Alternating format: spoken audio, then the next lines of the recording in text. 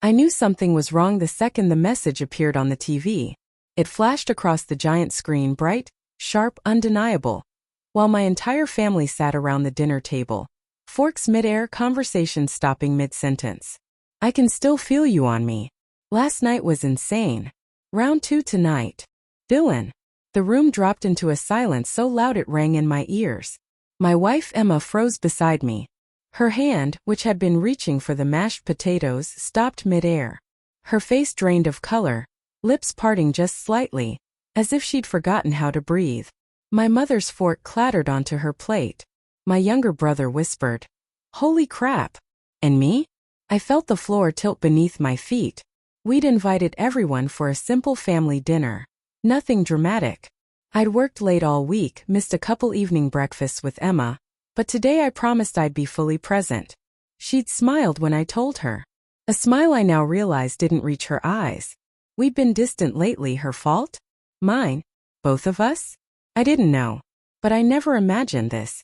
When we sat down at the table, I saw her phone light up once or twice, but I didn't think much of it.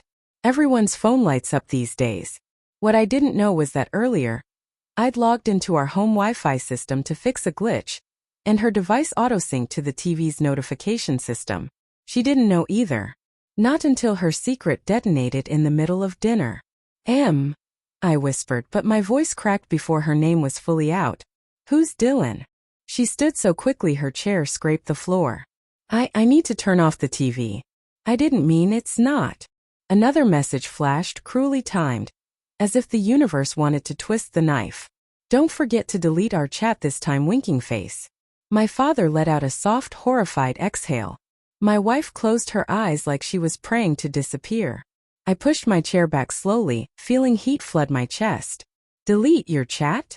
She opened her eyes. Wet, red, terrified. Let's talk privately, she whispered. Please. Not here. But betrayal doesn't wait for privacy. My mother stood. We'll give you 2 space. Her voice shook, equal parts anger and pity. Chairs moved. Shoes scraped. Doors closed one by one. In less than a minute, the lively dinner had turned into a disaster zone of half-eaten food and dead silence. Emma and I were alone. I didn't yell. I didn't throw anything. I didn't even stand. I simply stared at her and asked, "How long?" She collapsed into the chair across from me. It wasn't supposed to be anything. It was just texting at first. Then flirting. Then, I don't know. I messed up. You messed up. I laughed, but it came out hollow. That message didn't look like a little mistake. Her voice dropped. It started 2 months ago. 2 months. While I'd been working late shifts, saving for our anniversary trip. While she'd been telling me she was proud of me. While I was planning a future with her. I rubbed my temples. Why him? I don't know, she whispered. He listened.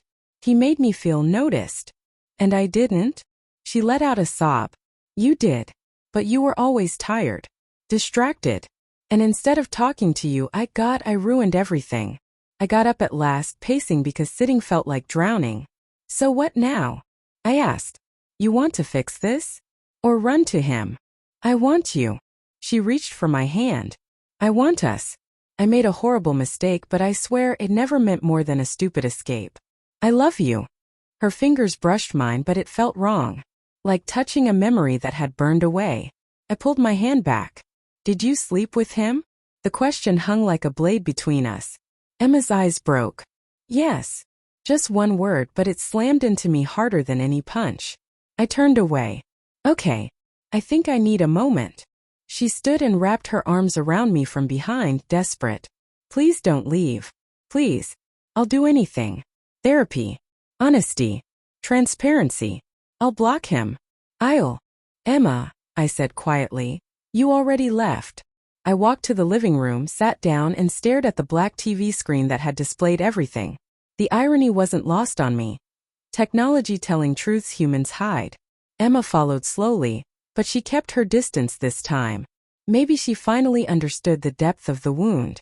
After a long silence, she whispered, Can we fix this? I don't know, I said honestly. I don't even know who I'm talking to anymore. She cried softly, covering her mouth with her hands. And the strange thing was I wasn't angry anymore. Just emptied.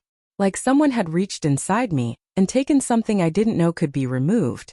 Tonight, I said, standing, I think we need space.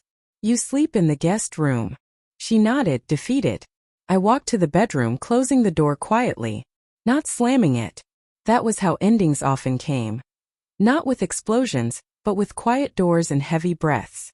Lying alone in the dark, I realized something painful. Trust doesn't break loudly. It shatters quietly like thin glass under too much weight. And somewhere in that quiet shattering, two people become strangers again. Hi, thanks for reading.